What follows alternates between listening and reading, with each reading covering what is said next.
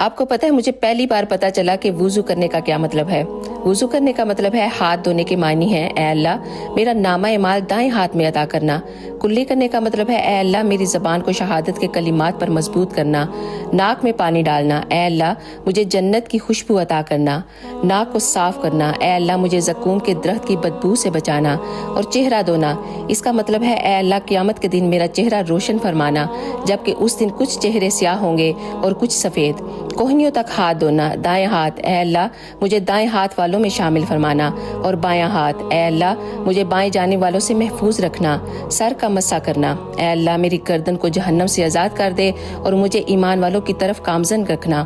پاؤں کو دھونا اے اللہ میرے قدموں کو سیدھے راستے پر رکھنا، اور جو شخص بھی علم کو چھپاتا ہے تو قیامت والے دن وہ اس کے خلاف حجت بن جائے گا۔